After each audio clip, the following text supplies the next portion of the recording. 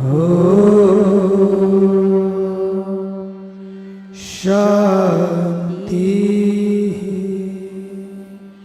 Shanti. So here's what's important to remember. Saying something is divine doesn't mean it's joyful. Arjun was not having fun. That was not joyful. That was war. And I keep coming back to this example because when you talk about scriptures, they're given to us for a reason, in the way that they're given.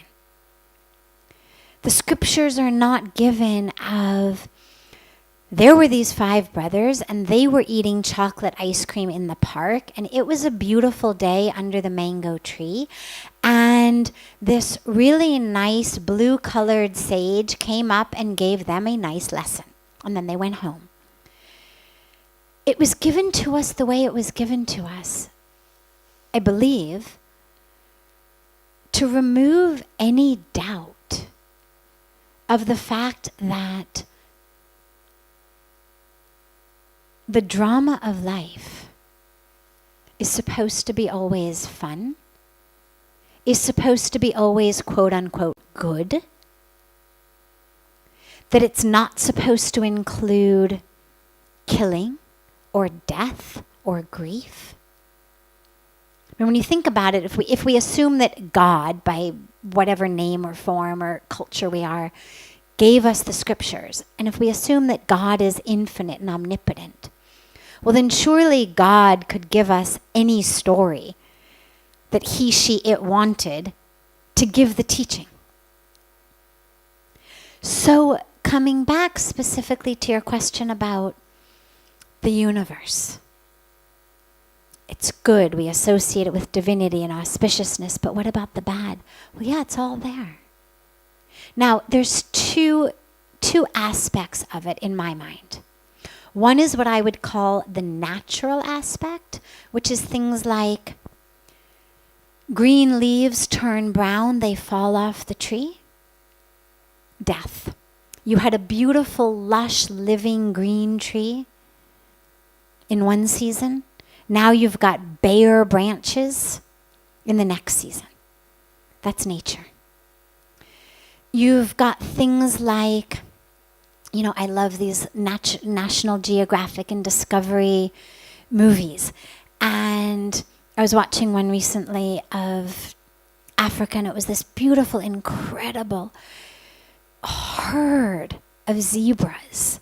And it was just exquisitely beautiful, and they were walking through the African plains and drinking water. And suddenly, there were tigers. And the story was about the tigers killing the zebras for their food. And strategically, how they did it, and the mama and the dad and the female and the male, and how they lured them and scared them. And as I was watching, I found myself instinctively rooting for the zebras, like go, go, go, go, go, go, go, go, go, go, go, run, run, run, run, run, and as the tiger jumped on it, actually it was the lion jumped on it, there's this instinctive, ugh. But I realized after that moment, the lion has to live. Who are you to decide that the zebra is somehow more worthy of life than the lion? The lion's just doing his thing.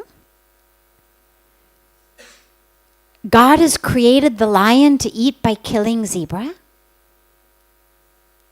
On what scale is life for the zebra and death for the lion better than life for the lion and death for the zebra?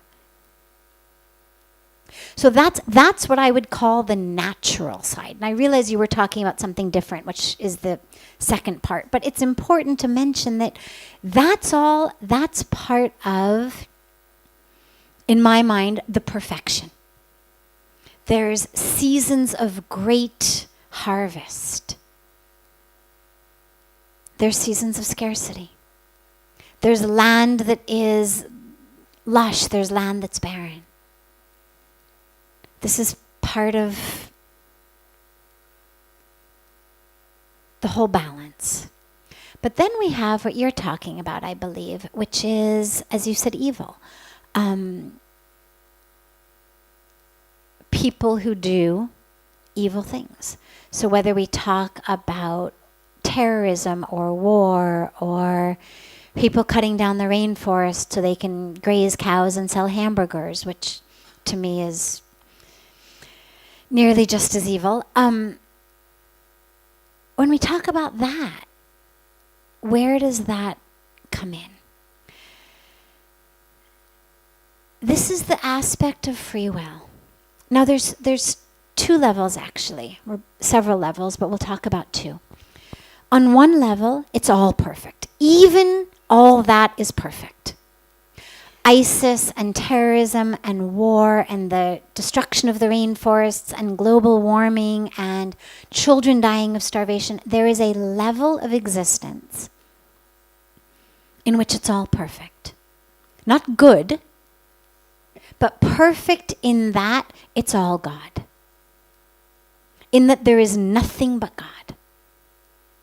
That's one level that, if you study with people or talk to teachers or sages or saints from an Advaita Vedanta lineage, that's all an illusion.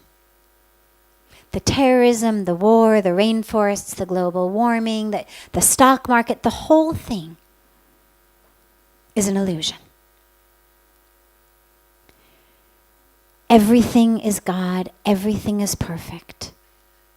That's one level of reality. It's the highest level, the deepest, truest, capital T, truest level. And, not but and, there's also this level, which is also true, just not quite such a capital T true, in which there's pain and there's suffering and there's hunger. And in which our duty, our dharma, is to do what we can to alleviate that. And this is where we've all been given free will. To choose the light, to choose the darkness. To choose dharma, to choose adharma.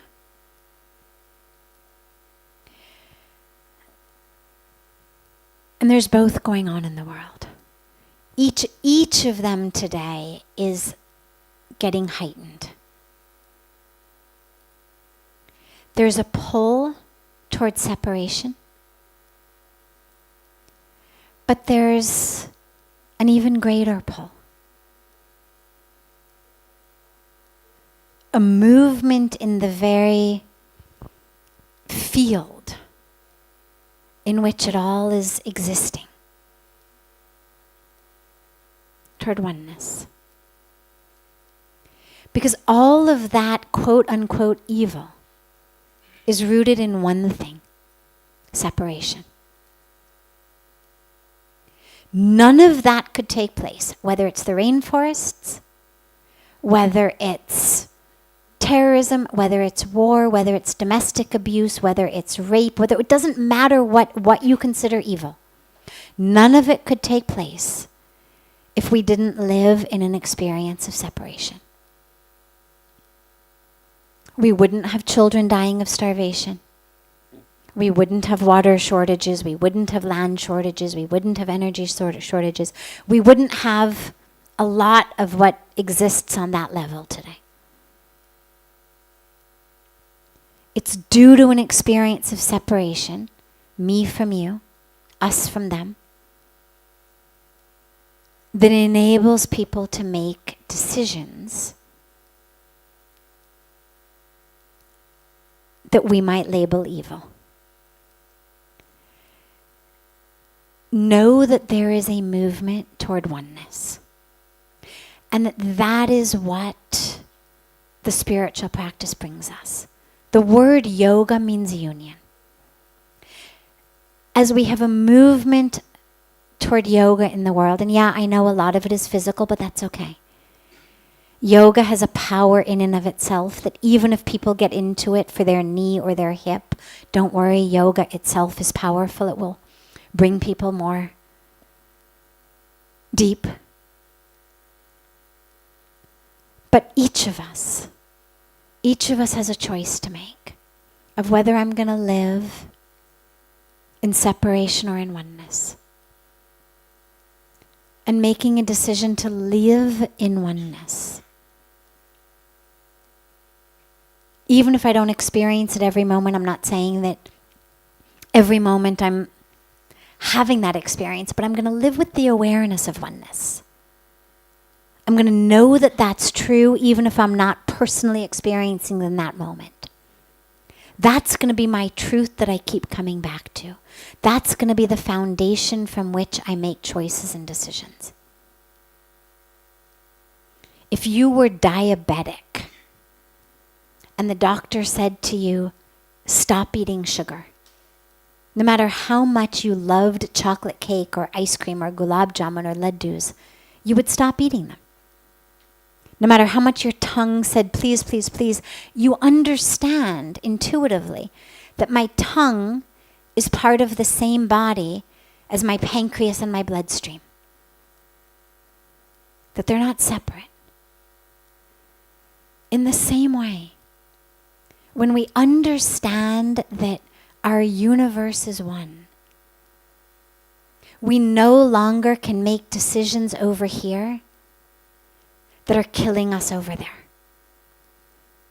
I only can keep eating laddus and ice cream and chocolate cake if I really believe that my mouth is separate from my pancreas in some way. Part of a separate entity. And in the same way, we can only do what we're doing if I believe that I am separate from the rest of the world. And so this is where that evil stems from, is this ignorance of separation. And so each of us, every one of us, has the power to be part of oneness, to live with that truth. That's the power of the spiritual practice. And then you literally become a magnet. You know, the North Pole doesn't need to shout, point your compass to me, I'm over here, idiot, point toward me. It's got a pull that's so strong that all of the compasses just point toward it automatically. A magnet pulls the iron toward it. It doesn't have to shout. It doesn't have to beg. It just is. If we can work on creating that in ourselves, then we'd have a lot more power to affect change than all of the shouting, all of the screaming of it. It's helpful in some way, it creates awareness, but the real power comes from becoming that magnet of truth, of oneness.